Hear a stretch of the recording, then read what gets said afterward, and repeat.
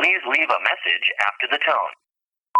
I have always loved Indigenous singing and drumming and just the voice that they bring in. So I just want to pray in Canada just that their voice would be heard. They have a unique voice. It is a powerful voice. And yeah, I just want to pray blessing and freedom and just release and a venue for those voices to be heard. Reconciliation. What does this mean to you? This is the Journey with Care podcast, where we navigate honest conversations about faith, culture, and loving our neighbors. I am the host, Melvina Guiboche, and I am an Indigenous lover of Jesus. Welcome back to another episode of Journey with Care. In studio today, around the table, we have Dr. James Robertson, a professor at Tyndale Seminary in Toronto, a Canadian church historian, an author of a new book, Overlooked. I am excited to have him with us today. Welcome. Thank you very much. I'm very humbled and honored to be here. Wendi met him when she was at an event in Hamilton. And Yeah, this is Wendi. I'm here joining in the studio. It was so good to meet you, James. We met at a conference that was held at the McMaster's University in Hamilton back in May of 2022. And you were speaking there on the history of the Canadian church. And I'm like, it's about time, because I was so relieved to hear about things on a very Canadian level on the history and the church. So I'm so glad that we can keep this conversation flowing. Excellent. Thank you very much. And I completely agree. It's important to get that Canadian perspective in there. James, why don't you tell us a little bit about yourself? Oh, okay, sure. As you mentioned, I'm a professor at Tyndale. I'm an author. I'm going to try my best not to repeat what you just said, because that doesn't make for good podcasting. Yeah, I'm a part-time minister. I minister in a couple CBOQ churches, which is a Convention Baptists of Ontario and Quebec. I'm a father of 2 boys, and that's it. And very excited to be chatting about the book and everything that you're doing here. It's a wonderful and very, very important series of conversations. So again, let me reiterate, very humbled and honored to be here. We are glad you're with us today. Tell us what led you on this path to becoming a Canadian church historian. Well, I have to give all credit to my doctoral advisor, Dr. Gordon Heath at McMaster. He's an expert in church and war, which was definitely something that we got into the background. That was my background. So sort of trying to figure out, how do we bring in the ideas of religion and conflict and whatnot. And of course, sadly, the world is full of examples. And I was in Ireland many years ago, and I was just, as one does when a historian's on vacation, we tend to go to archives. And I was just flipping through a newspaper, and there was a big headline there. It says, the Irish invade Canada. And I was like, what was this? And I learned all about the Fenian invasion of 1866, and that sort of brought my 2 worlds together of wanting to be a Canadian historian. And then I did my doctoral work on Christianity in the War of 1812, and just found absolutely, I think most Canadians, we get the sort of sense that Canadian history is a big snooze fest. And I was pleasantly shown that this is not the case. A lot of interesting ideas. Well, I think there's 2 forms of Canadians: those that love history, the history buffs, and then those that would think of it as a big snooze fest, and they would rather turn on the television and watch the people to the south and be entertained. But What I found as I was reading your book, and we'll talk more about it later, what I found about it is that I tended to grow up being on the snooze fest team and thinking, history, do I really want to learn it? I want to hear I'm a visionary. I like to look to the future. But what I found, you ignited some more interest for me to learn my history better. I sort of saw it as like, you're kind of like a psychologist of the past. Like you unpack the stories to really get into the brains of Canadians. And that's a very nuanced field. So I realized this is no snooze fest to dig into Canadian history. There's actually a lot of overlooked, hence the title of your book, overlooked ideas and stories and themes here that really help us understand my future. Yeah. Thank you for saying that, because that's exactly why the book is titled Overlooked, is like the snooze fest boat. If there are 2 different sized boats, the snooze fest boat would be like a Carnival Cruise Line, and those who see the relevance of Canadian. Yeah. Oh, good. So you're in the dinghy with the rest of us. That's good. Thank you. Well, welcome aboard. I'm going to have to admit that I'm still on the boat. I'm on the snooze fest boat. Fair enough. So convince her otherwise. No, but your book, had me looking overboard. Just kidding. Nice. Had me Very looking like good. maybe I'm going to jump ship. I'm not sure yet. But And you know what? Maybe that's the point of this podcast here today, of just helping people look over the edge of the boat. And maybe we can come to some middle ground here between the dinghy and the cruise. I don't know what would it be, like a canoe. Maybe it would be very Canadian. That's true. So we're going to canoe down this lane today. I'm looking forward to this conversation. we've been talking about your book that you recently wrote, Overlooked, the Forgotten Origin Stories of the Canadian Christianity. What inspired you to write this? Well, I was with a group called New Leaf, a Canadian national group, looking at basically exactly what you've been talking about, the what's going on in Canada. How can we address this? How can we bring more Canadian voices to the forefront? And we did a conference a few years back and just sort of realized, like, I looked at it, we were looking specifically at the nuns and the duns. So not Catholic nun, not N-U-N, but N-O-N-E-S, like those who signed on to their recent status update that they're a part of no religion. And then the duns, which is another group that you can monitor, those who probably grew up in the church, but are now done with institutional Christianity, organized religion, that sort of stuff. Mm-hmm. So just on the topic of those who have served and been the nuns and duns in the Canadian story. And that was sort of the seed that grew into this book, was just taking the time to sort of write down and coming up with more concise sort of look at it, a deeper look. 'Cause I'm only speaking for an hour, so you can't really get into a lot of the detail. And what I came to discover was, which is fascinating for me after all the years of studying this stuff, is like these concerns around so-called secularization are actually nothing new. Canada's been here before. It doesn't matter what time you're talking about, what period in time you're talking about. You're hearing very similar arguments. So I found that to be really interesting for me. That intrigued me. You mentioned that at the conference when you were speaking, and that gripped me, because so often the narrative that we hear in the story of the Canadian church is that we need to go back to our roots and become Christian again. And that whole pushback against secularization. And what I found, and what I was just discovering in this conversation in my head, was like, actually, the current church is maybe more secular than we realize. And maybe we're fighting the same narrative that they were fighting way back then. And was it hard to find the history of Canadian stories within the church? How hard was that to bring all of these stories together into a book? I mean, for me, it's pretty easy. It's more like, what are the stories I'm not going to tell and why? And I mean, I'm a professor, I'm a historian, and I'm also a pastor. So finding words has never been a weakness. If anything, it's shutting me up. So it was more about, okay, what are the major points behind this? And there's some big epochs in the Canadian history. And especially since been listening to this podcast, this is another piece of the research I've been doing in the past year and a half. You know, the book's been written for a while. We're going through the editing, but you start to move on to other projects. Is this Canadian story, of course, from an Indigenous perspective, is a much different story.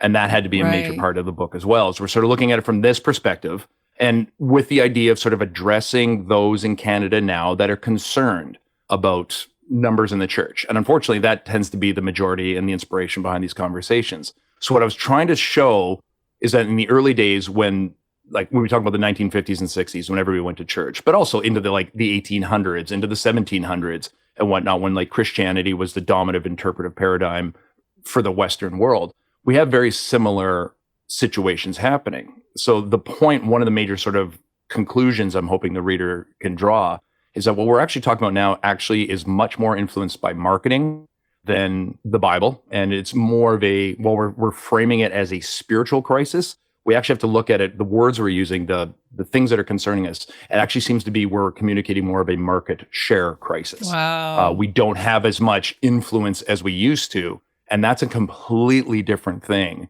We're framing it all. We're putting it all in good Christian rhetoric. But the issues at heart is how come not as many people are coming to church? Well, that's not necessarily a spiritual crisis, but it's definitely, like I said, a market share crisis. Wow. Your book, who is your target audience when you decided to write this book? Who do you want to read this book? Well, it's a book on Canadian Christianity, so I could probably name the target audience by name, and we'll still have lots of time to talk. It's not going to reach a broad audience, but broadly speaking, again, probably those who are somewhat concerned, those who are interested, the other inhabitants of the dinghy that are interested in Canadian history. And we have to acknowledge the fact that Christianity, as far as a social influence, Christianity is the religious voice of Canada. Because Canada's young.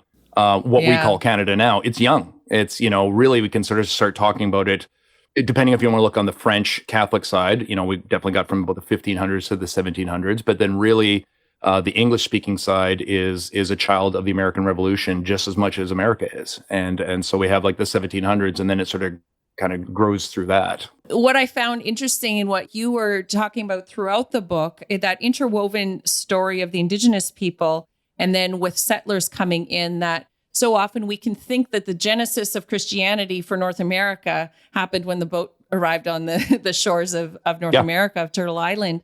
And yet you've brought story to why that isn't true, that faith was here, God was here prior, and that the origins of theologians of Christianity actually came far before with the Indigenous people, like 500 years before. I'm not the historian here. I'm just clinging on to the dinghy here to learn from you. But can you tell us a little bit more about that, the sort of the origins of Christianity not being so young? Right. Yeah. Well, I think the major part especially for people who look like me and would rightfully come from a settler Christian heritage, the theologies, the practice, the doctrines, and I was raised in the church, left for a while, came back to faith in my 20s. But the stories were all similar. The narratives were all similar.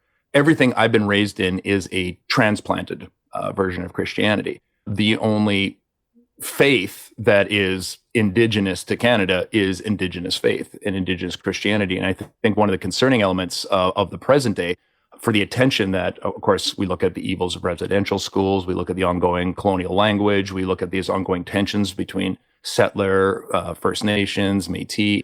One of the major points we have to sort of acknowledge the fact is that, there are obviously, I'm not speaking to anybody who doesn't know this, but there are many Indigenous brothers and sisters who self-identify as Christian, and yet the worldviews of Indigenous Christians are not considered with any seriousness. I know a lot of churches that invite Indigenous people in to speak about experiences, for example, in residential schools. And I mean, that these are important and necessary conversations for us to have. But also, we're very comfortable, especially as Canada, we're very comfortable borrowing from other places. Like we said at the top of this podcast, there's not as many Canadian voices on a whole variety of issues. We're very comfortable, like you said, looking south of the border, which is problematic for a number of reasons. But we're also comfortable looking to England, which makes sense, Ireland, Australia, Europe, et cetera, et cetera. But again, these become, in a sense, transplanted thinking. It's thinking that grew up in another place that we're bringing over here and sort of hammering out the rough edges, all the while ignoring the fact that we do have faith that is from here, that is rooted in this land, and somehow still is not receiving the attention that I think for the rest of us is absolutely necessary, but definitely is well-deserved. And there's a dissonance there too. Melvina, you have talked about this on numerous occasions. It's struck us, even as we bring people onto this podcast, how there's generations of faith within the Indigenous culture and churches that are well established and prominent and spirit-led, doing amazing things for many generations. And yet it's insular to the rest of the broader church. We don't know about each other. And that's what we love doing here on the podcast. Do you want to speak to that? It's almost like we're a little island, us Indigenous Christian believers. We're a little island put over there. And yet there's a big population of Indigenous believers. I was raised in a Christian home. My children will be the fourth generation. So my grandfather was a minister. My grandmother was a minister. She was a prophetess, an awesome singer, a worshiper. My mother's line, my aunties, my uncles all played instruments and sang and preached. And then there's me, and I'm the third generation. And I'm a preacher. I'm a pastor. I love the Lord.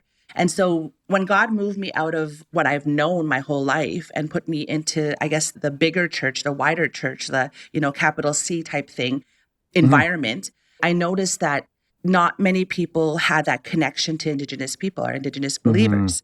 Not many churches had that connection. And yet there's just a big population of us. Like, that's all that I've known my whole life.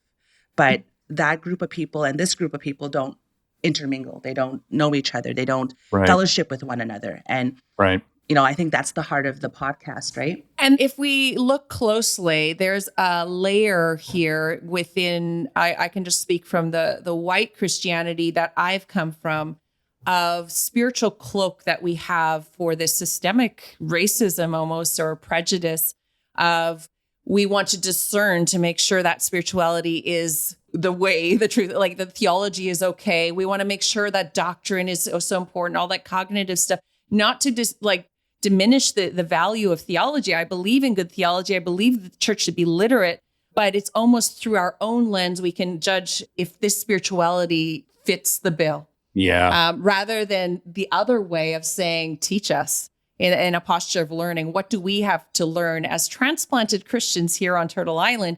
What do we have to learn from our Indigenous brothers and sisters who have been walking with Creator, who have been walking with God, and who have been doing amazing movements for years before we ever arrived? It requires a significant amount of spiritual humility for us as church to be able to discern that, to be okay with that discomfort of having those conversations of differences. And oh, absolutely. As from my perspective, we could end this podcast on that note right there, because I think that became one of the major sort of elements within this. Because again, to go back to your earlier question about who's the book for and whatnot, it is hopefully revealing some of these structures that have brought us to these certain places, like whether you believe that, businesses should be closed on Sunday, or whether you have to use the word inerrancy as it applies to the Bible. All of these are cultural trends, and I try to reveal specifically some of those ideas that have grown up throughout Canada. And I think that's important to do so.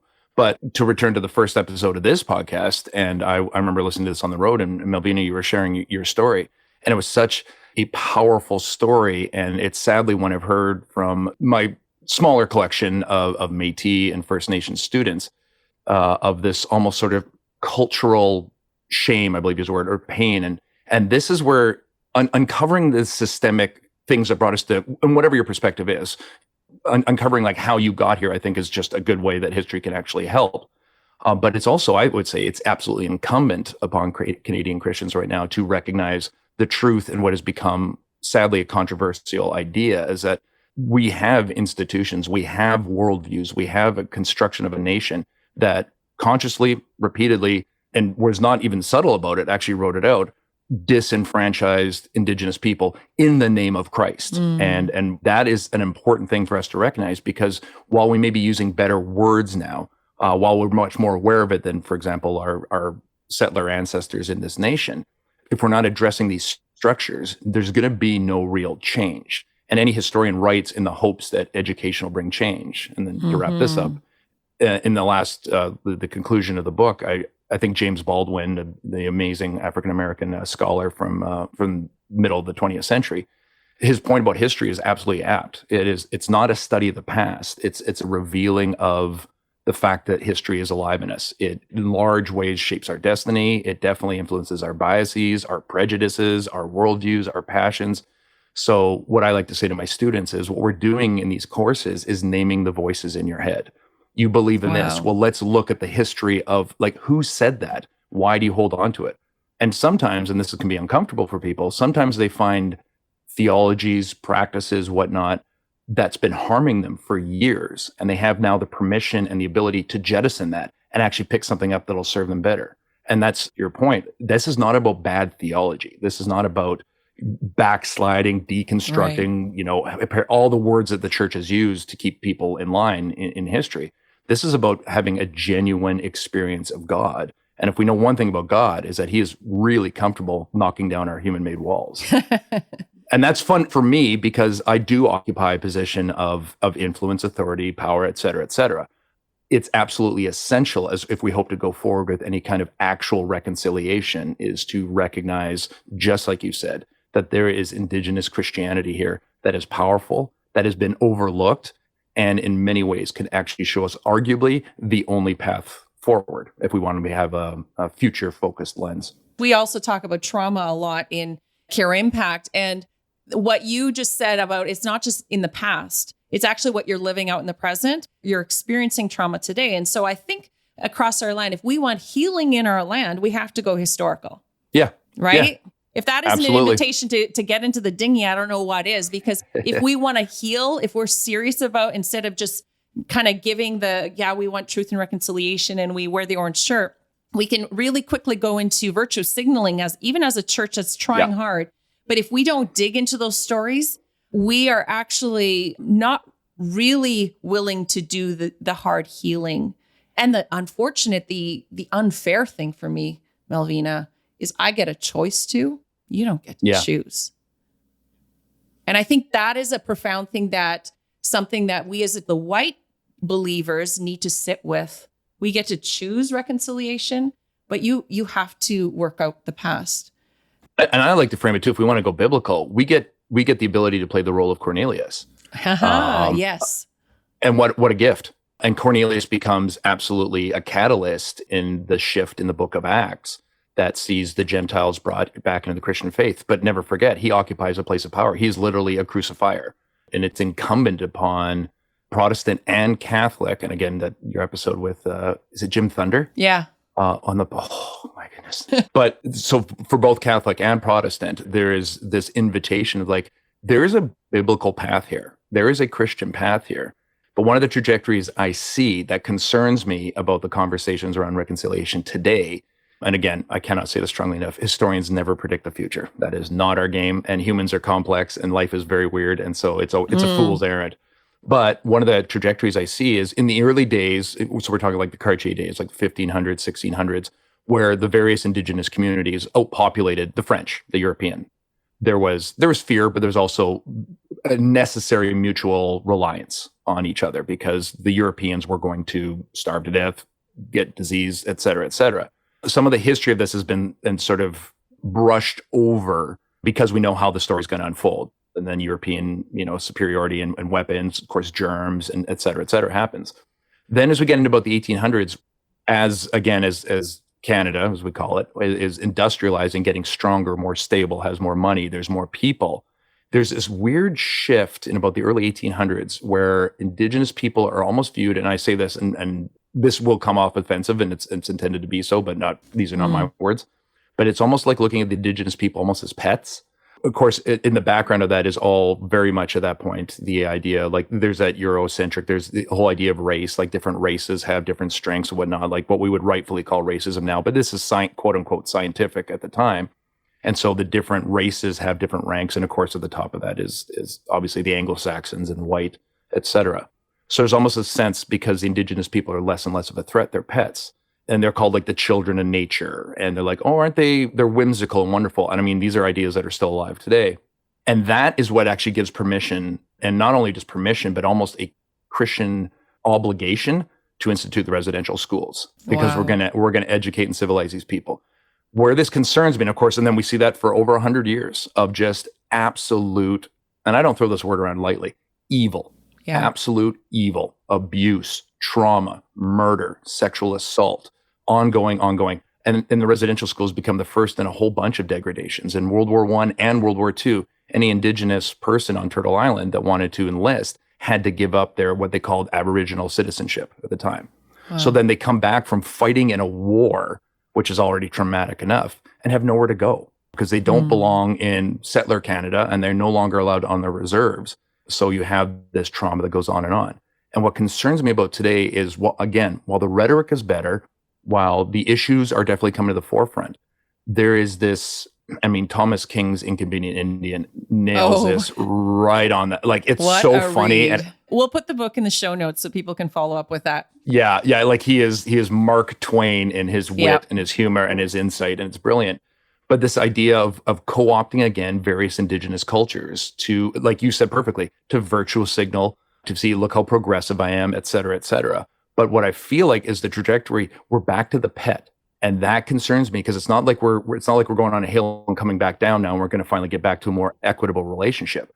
I think the damage to reconciliation now is, one, it'll become trendy, and like all trends, it'll go away, and this cannot go away. Right. And two, the words are better, but as Melvina beautifully pointed out, there's no sense of community. There's no actual respect for Indigenous perspectives in a way that will actually facilitate change. And of course, the word for it, which I think is a great word for it, both biblically and realistically, the word reconciliation. That's what concerns me about the trajectory of settler and Indigenous relations in the history of Canada.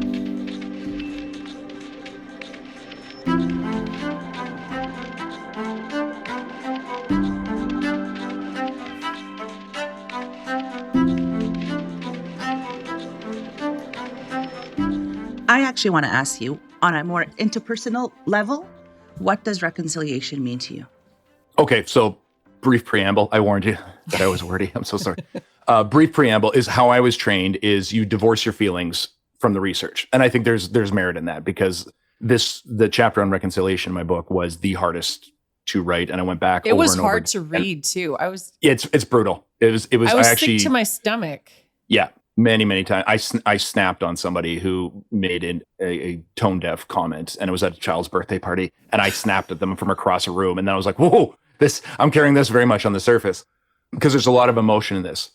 So, okay, we've been talking on the macro level. Let's bring it down to the micro level. So Melvina and I have a relationship, which is, in the words of the great movie, I hope this is the beginning of a beautiful friendship. But let's say we've had a friendship for years.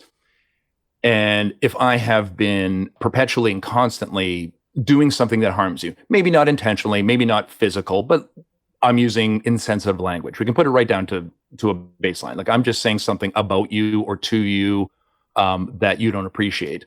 You're like, okay, at first, well, this is James. I'm going to let this go. But eventually, because we have a relationship, you bring it to my attention. You're like, listen, this is how it's going. Well, now I have a choice.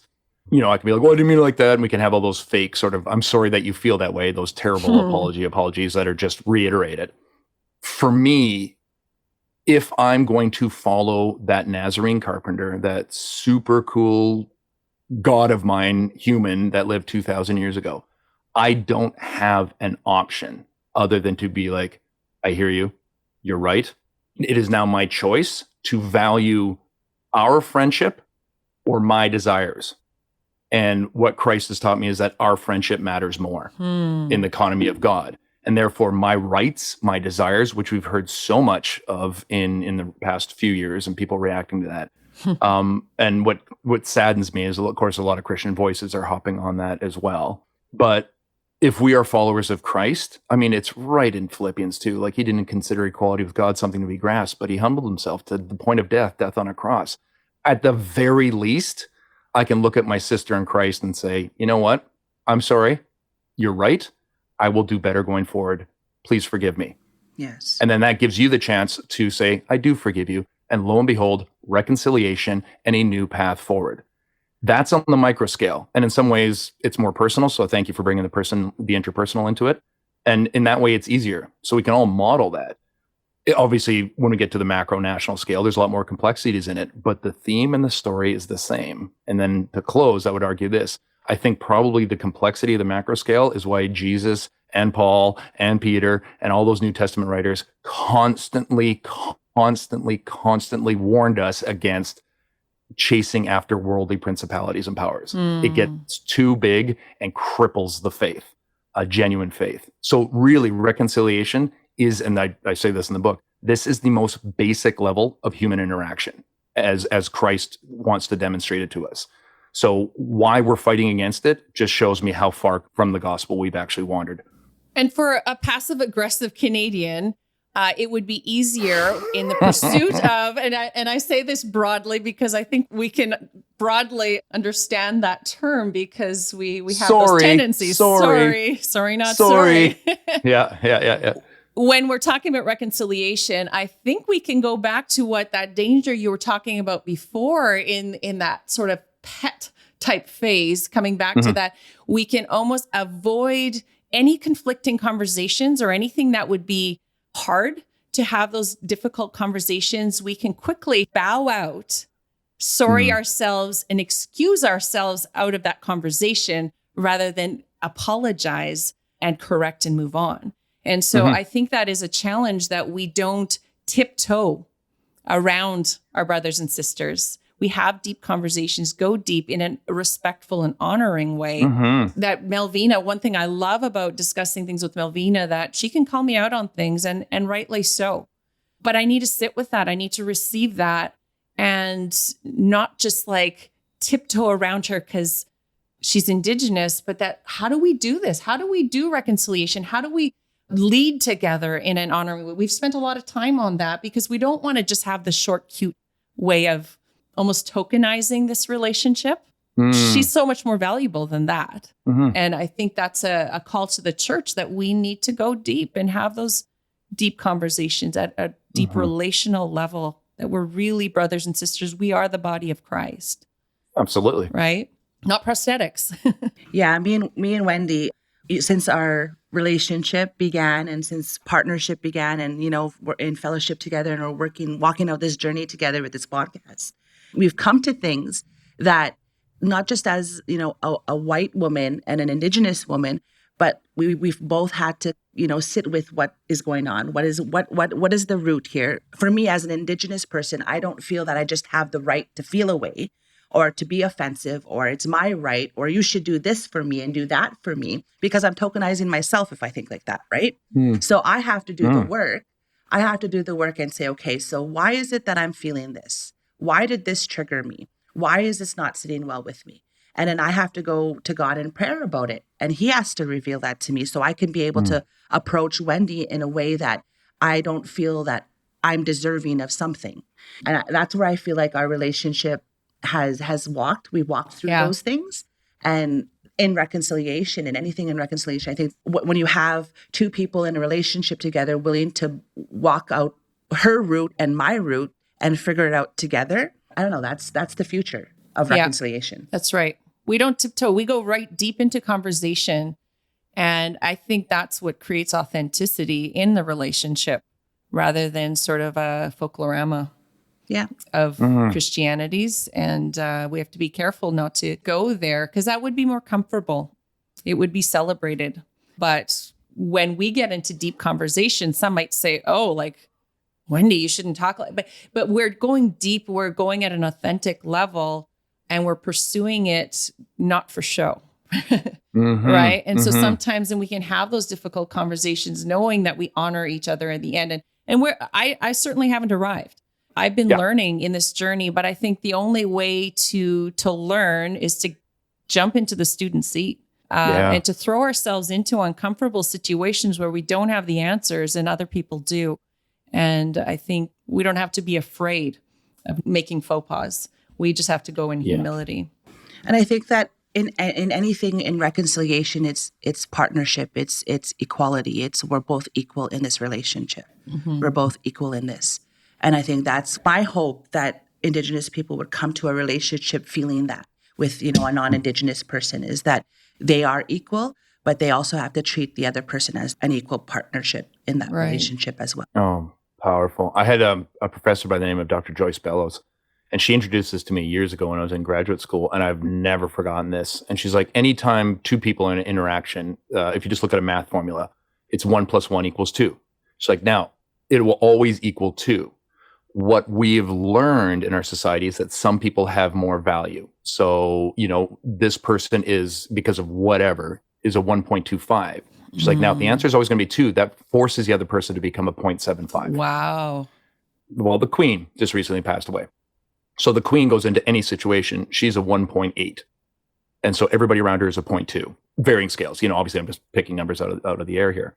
But she's like, here's what the power of what Jesus did. He treated everybody as a 1.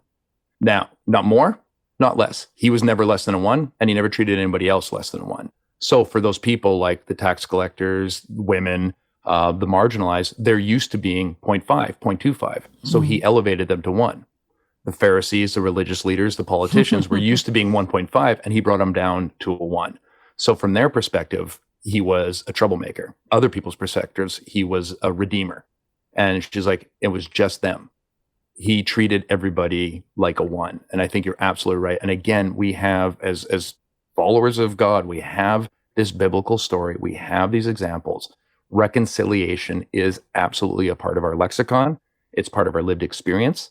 And the problem is when we disconnect it and just turn it into like a theology on the paper, as opposed to living out literally the kingdom of God, which exactly is what you've been saying is what the church is called to be. Jews and Gentiles had all sorts of issues that are very similar to Indigenous and settler Christians, and actually been fighting for a lot longer. And yet the early Christian communities found a way for everybody to be united at God's table together. So we can too. Part of the way to actually practically do that is know what got us here. And that's when I bring us back to the dinghy. You guys were both mentioning about the chapter in the book of reconciliation. I believe it's chapter 7. You had mentioned that it was very difficult for you to write this chapter. I just want you to share a little bit about your experience and why it was difficult and why was it hard for you? Oh, so many good things. So the great thing about being a historian is you always begin with like, okay, what are my biases? What are my prejudices? What are the stories I'm including? What are the stories I'm excluding? Why? So it's a very self-evaluative process. So I started off, you two, I was so woke. I was so on the right side of history when I started this thing off. I was so like, you know what I'm going to do? I'm going to nuance this whole thing. I'm going to find a really good way. And then thankfully, I have some wonderful friends and scholars that know this better than I could. Because again, the book's a survey. So there's some areas that I really know well, and there's some areas that I needed help to sort of unpack. And I had a whole list of people that I thank at the beginning for doing that. And one of the greatest comments was from a professor named Evan Habkirk. He's like, yeah, I get what you're trying to do. Here's the 20 different places you went wrong. I was like, thank you. And so he's like, you're trying to nuance something. And what's been happening through the great majority of Christian history in Canada is we've all been nuancing it.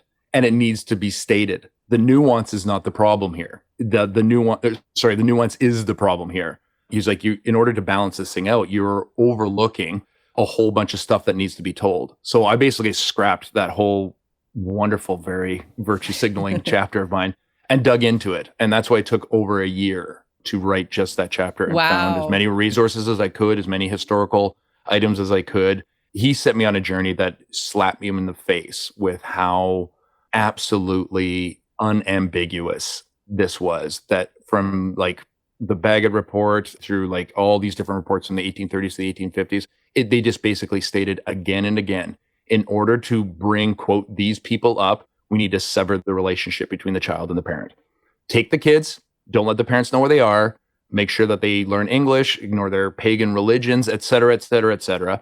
And again, what concerns me about today is a lot of people doing that were doing it for what they believed were the right reasons. They really thought they were saving Indigenous people. And that doesn't find a lot of breadth in today's narrative about it.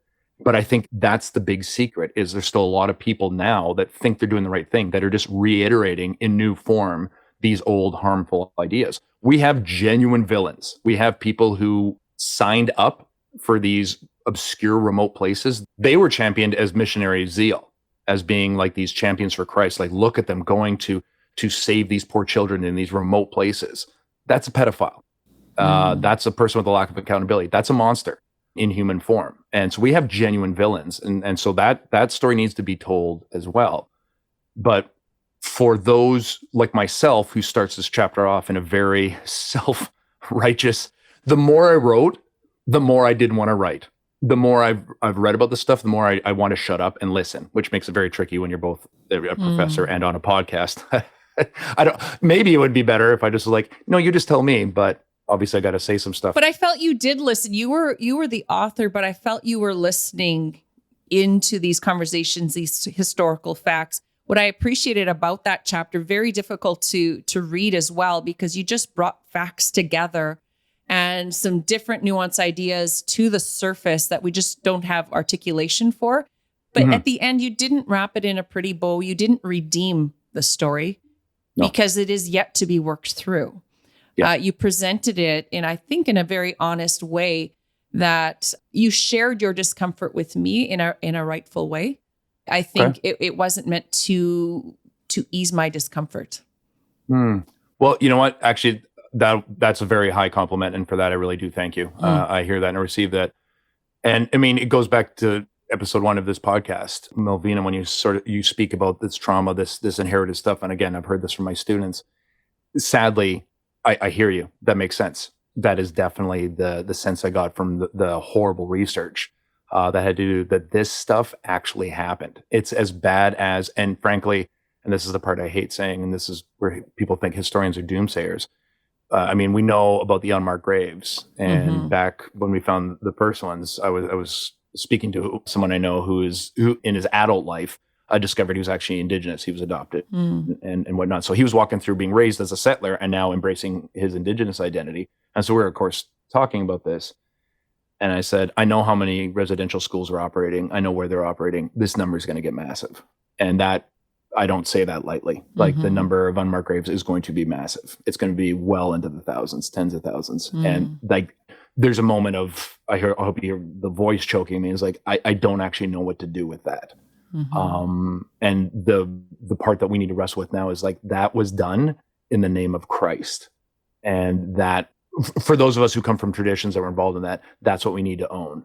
And I guess the last sort of part is, teaching at Tyndale. I have a lot of students who did not grow up here, that came from all around the world. And so they're wrestling with, well, as a Christian, I'm like, they don't even know this story. I'm like, yeah, this actually isn't a part of your church history, but it's a part of mine, and it's a part of a Catholic. So it needs to be addressed. And I think we have a really wonderful opportunity right now to literally embody what is a core theological doctrine in ways that people in and outside of the church will hopefully see and recognize. Like, those Christians are nuts, but I'll give it to them on that. That was a good move. So if we're still worried about evangelism and that sort of stuff, then why isn't this at the absolute forefront of what we're doing? Let's talk about white man's burden. What do you mean by that? Well, that's from the famous Rudyard Kipling poem. But I mean, I guess that in 3 words, that is colonialism, privilege, that sort of stuff. This idea during the colonial era, we need to take this into consideration when Canada was born. It comes into age in the age of empires and rebellions. I said this before, and I mean this. English-speaking Canada is as much a child of the American Revolution as the United States. It was populated by people who stayed loyal to the British Crown, and then after the Revolution couldn't stay there anymore, so they marched north, and that's the birth of Upper Canada, which would eventually become Ontario.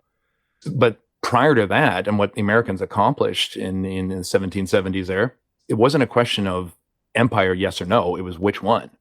That's just the sort of de facto understanding of the world. Rudyard Kipling is writing in the later 19th century. He's still sort of advancing this idea that the British Empire was called and appointed by God to civilize and Christianize the world. When that was accomplished, literally looking at the Great Commission, when you taught every tribe and tongue, and baptized them, then the great and powerful and awesome day of the Lord would appear. So there's an eschatological element to the British Empire as well. So what he's trying to do is inspire America to take up that mantle. And he's like, and don't worry, the people in the lands that you're about to conquer, and for this case specifically was the Philippines, he's like, they'll hate you for it. But anybody that you're trying to better is going to hate you for it, but they'll thank you in the end. And that's the white man's burden. It's up to us white people to make sure that the rest of the world comes up to our standard. Wow. And that becomes an important part for us to, as we, again, deconstruct these institutions.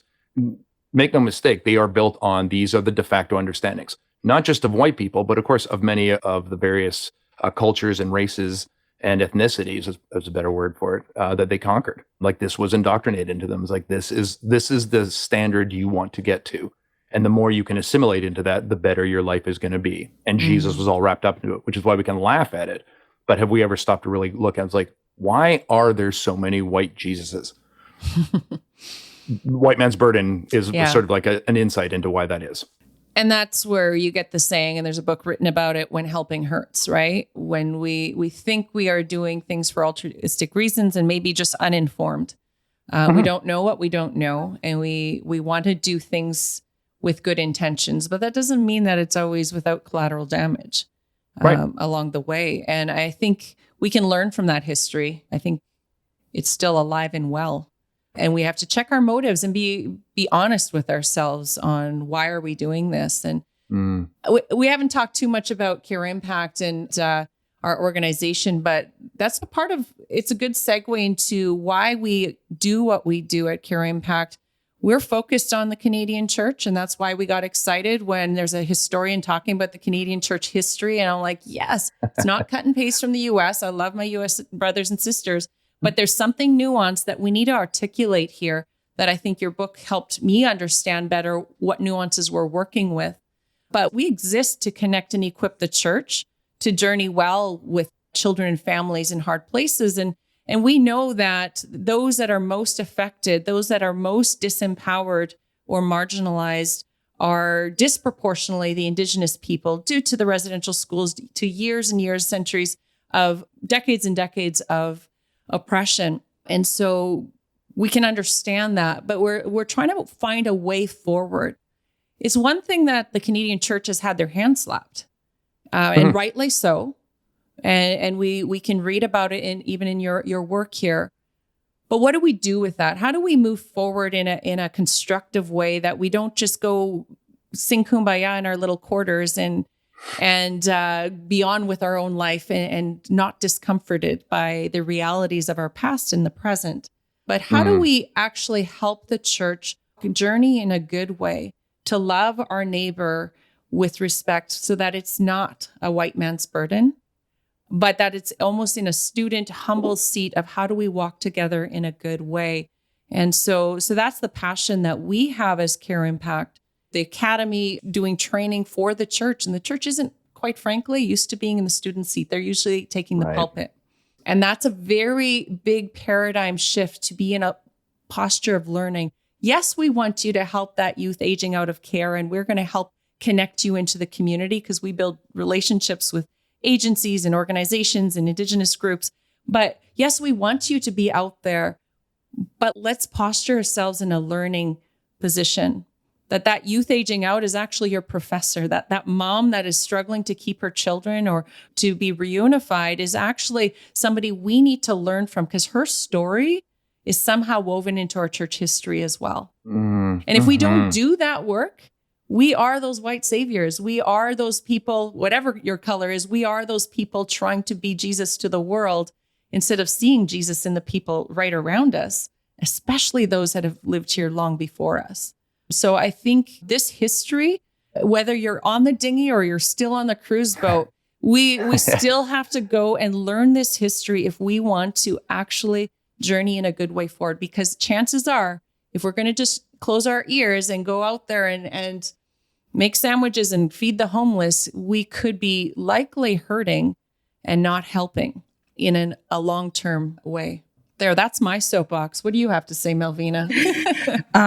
I'm going to go back to your book. I'm going to go back to the chapter that you wrote here. And for me, it wasn't hard for me to read it. I feel like I was reading what I've felt, what I've experienced. That's what it was like on paper. And I was reading it from, my words were on paper, if that makes sense. And so there was a few things in your book that I feel like I've known because like I shared, I come from generations of believers, generations of, people that loved the Lord, that, I know Jesus because of the encounter I experienced with him. I don't know him because of, going to school and being told this and being told that. And I know him because of what he's done in my life. And so a portion in your chapter there, you talk about, I believe you said Native preachers played a prominent role in Christianity and teaching the brothers and sisters. Like in your research, I want you to kind of just touch a little bit about that, about what you found in that research. Yeah, I mean, and this becomes a touchy subject with the narrative that is dominant today. But yeah, there's a lot of historical evidence. We have a variety, and I mean, just for this conversation right now, I love that you talk about being a follower of Jesus, fourth generation. I don't do that. I was like, yeah, I'm a Christian. And of course, I have multiple generations, and I have no excuse because both of my grandmothers, my maternal and paternal grandmother, were historians of the family. I've seen a family tree that goes back to the 1400s that ends with my sister and I. And that's powerful. So that's just sort of one of those disconnects that I think I can learn a lot from you, Melvina, specifically. So it's very nuanced, and I probably can't get into the full breadth of it.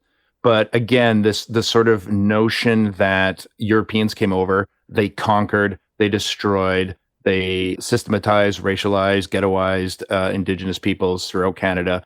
It doesn't take a trajectory into consideration, and it doesn't take a lot of things into consideration, which I think are really important nowadays, specifically when I think about you, Melvina, or someone else I greatly admire, Dr. Terry LeBlanc, and the various Indigenous Christians that I know, is I think that sort of dominant narrative of today does not take into consideration or literally overlooks the Indigenous Christians that have existed for numerous generations.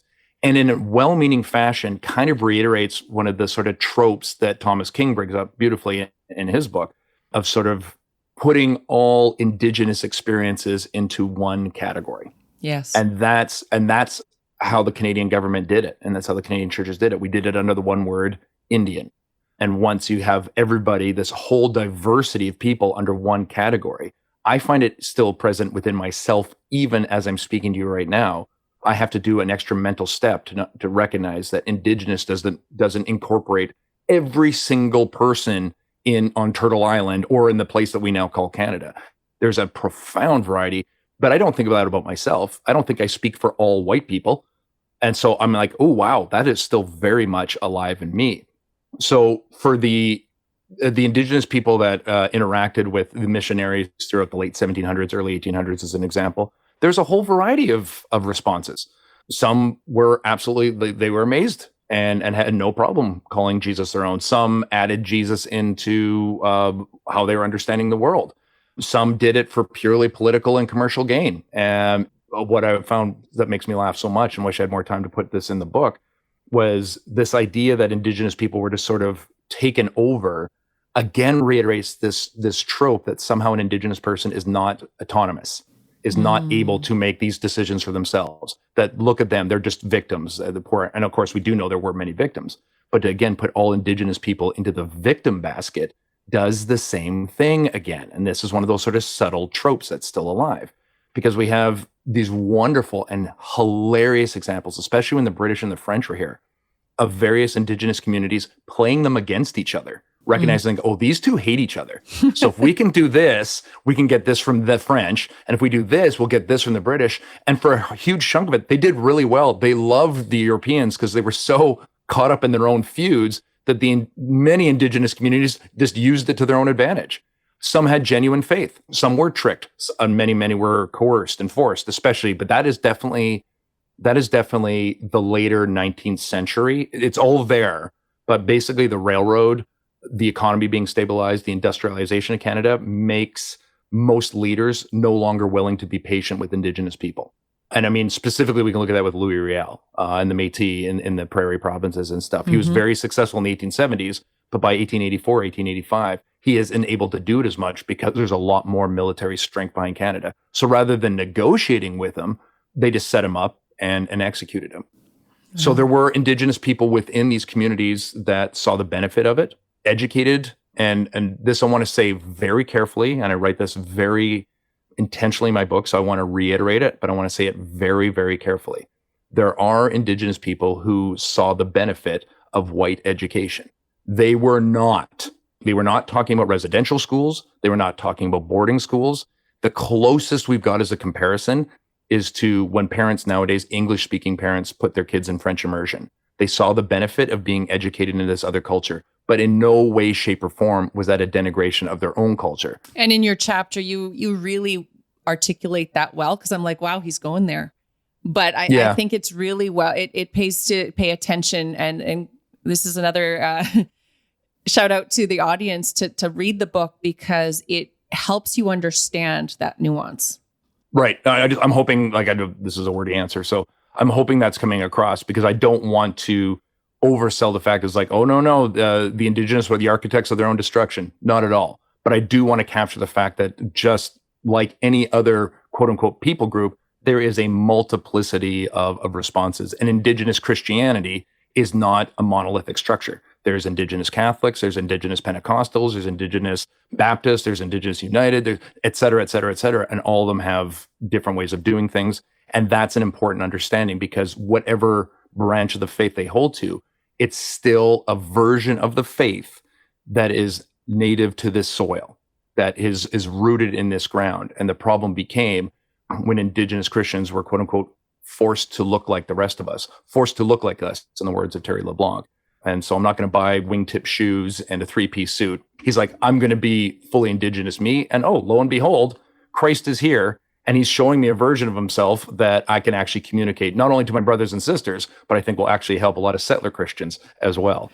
I think it's easy for non-Indigenous and Indigenous alike to make it too simple, to not look at the nuances of and the complexity of faith. And you can't judge people's motives and their relationship with Christ necessarily. And sometimes it's easier just to reject Christianity as not being Indigenous enough. And I wonder, and this is more of a question to Melvina, what it's been like as an Indigenous believer, being fully Indigenous and a follower of Christ, raised in generations of faith. with being Indigenous, did you feel like a one with Indigenous people? 1 + 1 = 2, that analogy. I love that. Or is there something that has almost played against you because of some of the negative Christianity, the talk of like white man's religion and all of that coming here after?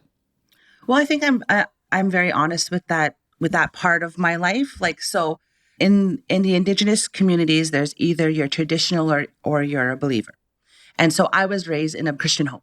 So I was taught that stuff was wrong. This is wrong. That identity is wrong. That culture is wrong. Like all of that is wrong. And so when God reconciled me back to him, he was the one that started to teach me that he doesn't make mistakes. He doesn't make mistakes. He created me in the image of who he is. He created me the way that I am. He created me with my brown skin. He created me a beautiful Indigenous woman. He created me to be bold and he created me this way. If he did this and he made me Indigenous and he made me, the color of the skin that I am, and he made me this culture, then how is that wrong? Because he doesn't make mistakes. So when I was reconciled back to Christ, he had to show me that I was the one. I hold the one number. I don't hold a 0.5 or I am one. And so when I was brought to that realization that I'm equal in this, that I have a right to be here, that I have a right to love Jesus, I have a right to be Indigenous. When I was brought to that revelation, that's when I was able to be reconciled back to my brothers and my sisters. So meaning that is when I was able to see them as an equal to me as well, if that makes sense. Wow. Yes, it does. Yeah. So I'm just on that journey. I'm on that journey figuring it out, figuring out who I am, who God has created me to be, and not to be ashamed of the color of my skin or the culture. And you're bringing other people in your influence, even on the podcast, but also in your ministry effort in the North End and stuff. You are bringing other people into that awareness and that freedom to find their own identity. My heart is just to, I just want more of my Indigenous brothers and sisters to know Jesus for who he is, the love and what he did on the cross for us, like that selfless act that he did for us. That's what I want them to experience. That's what I want them to encounter, and not the one that came in the name of residential schools and of the church, but the one that has loved me for who I am and taught me to love myself. As an Indigenous person, reading your book, but also reading this chapter 7 on reconciliation, talks about residential schools, talks about all different kinds of topics. I truly feel that one chapter can be a book. Oh, yeah. I really hope that one day you write that chapter into a book, because I would read it. I would read it. So bless. Thank maybe you. you're going to have to do one of those chapters in that book. Well, if you want the big reveal on the podcast, I'm already working on it. Are you? Awesome. Yep. That is Oh, yeah. fantastic. That's great. Like I truly feel that, that God brought you on a journey in this, and he's given you the wisdom and the knowledge and the history to write it. And I'm not saying this with any sort of false humidity. It's a little warm here today. Humility. That was a perfect flub. There's nothing very wise or knowledgeable about me. So I feel very humbled. I'm very thankful that I know this is going to be a very weird, strange, bumpy, painful, exciting road. Mm-hmm. This is genuinely, we're preparing to tour the book, and I'm getting ready to do this show. And so the opening of the show is like, let me tell you why this book sucks. Why my book is terrible, because I've got the historian's vantage point, and the historian's vantage point is always to see how messy things are, because 90% of my work is just in archives and sort of putting things into a somewhat semblance of an order without hopefully sacrificing too much truth. So even reading history doesn't give this profound gift that, again, I am so thankful to have received. And I feel like there's no sort of better way forward. In all honesty, and I mean this not just as a Christian, but as a historian, there's no reason why Canadian Christianity should go forward unless it is in this vein. And the wonderful gift about being in Canada in the 21st century is that we have all the tools we already need. Mm-hmm. We have all the cultural approval we could ever desire if we desired such a thing. And that cultural approval comes from the fact that nobody cares what we're doing. Canadian, it's not divisive like south of the border. We are very wide open to kind of do whatever we want. So let's start doing this.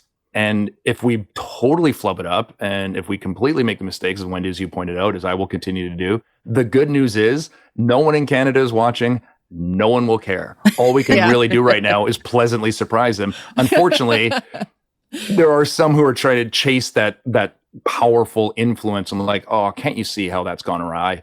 Yeah. We don't need it. Like, it's never been the part of the Canadian story. It really hasn't. Unless, of course, and this is where Melvina becomes this, if I can use this, you almost become the prototype or the face of who I think is the most valuable Christians in Canada right now, because there's power in being overlooked. And this is what I wrap up the book with. There's power in this. There's spiritual truth. There's a forced rejection of carnal power. And so this is not a silver linings kind of analogy, but Melvina's experience is unique and powerful. You have found Christ in a historically disenfranchised posture within your larger culture and community. That is not something I have any access to. I am free. In fact, I'm actually rewarded every time I build a soapbox. That's not even something I have to pause to think about. My only question is, where do I get the wood and how many nails do I have? And so that has given me profound blind spots. That history is, because it's what I love so much, that's been a great teacher that's given me a wisdom from experiences that did not happen to me. And I think that's the great gift of history. And then I need to carry that with one hand, because that is something I can do. But more importantly for the present day is, with my other hand, is to listen to Melvina, is to listen to Dr. Terry LeBlanc, is to listen to my numerous Indigenous brothers and sisters, not just about your experiences, but I need you to teach me the way of our Lord. Because I have lost the plot, and I inherited a plot that was already lost. And in you, I hear and see something I haven't experienced and I'm hungry for. So that's that sort of tension going forward, that I'm very, very excited to be on this journey. And I give all thanks to God that this is the crazy adventure of this life. Boom, mic drop. I think we could end it there. Well, we just want to thank you for joining Journey with Care. Thank you. For coming on and just, sitting around the table with us and having this conversation. Both of us really enjoyed your book. Where can our listeners find your book? Oh, great. Okay, so Amazon, the great necessary evil of this age. You can find it on Amazon. Overlooked. I usually put overlooked book, James Robertson, which goes back to the dinghy thing. There will be a book on Amazon, all overlooked, and it has a topless gentleman on the cover. That is not me. It's the one below it. It's the white one. Yes, it's the white cover. one. Yeah. And more importantly, probably for anybody, because it's got a bunch of other stuff that's going on. And there's a website, CanadaOverlooked.ca. So you can buy the book there just directly, and it goes to where it needs to go. But there's information about the audiobook coming up, the tour coming out. We put some fun videos up there. We're just trying to keep that page populated as it goes. So I'd say go to CanadaOverlooked.ca. And then, unlike Amazon, they should be able to assign a copy for you. So I'm happy to do that. Well, there you have it, audience. If you don't have the book on your shelf yet, we will put this link into the show notes, and we want to invite you to read about our history, come up with those questions, and interact with our history here in the country we know as Canada. Thank you so much, James, for continuing this conversation. I hope we can continue to have this dialogue as we learn more and more about our roots. Oh, nothing would please me more. Thank you to both of you. Thanks for listening to the Journey with Care podcast, where paths connect over real life stories and honest conversations. We hope you continue to join us on this journey of faith, reconciliation, and loving our neighbor. Be sure to like, follow, and share. Special thanks to host Melvina Guiboche, our podcast engineer Johan Heinrichs, and donors who help make this show possible. Journey with Care is an initiative of Care Impact, a Canadian charity dedicated to connecting and equipping the whole church across Canada to effectively journey in community with children and families in hard places. Learn how Care Impact is transforming the way churches engage with child welfare with our Care Portal technology and academy training. To support this podcast or to learn more about us, go to careimpact.ca or click the link in the show notes. We're so glad you are part of this journey with us as we journey with care, even in the messy. Until next time.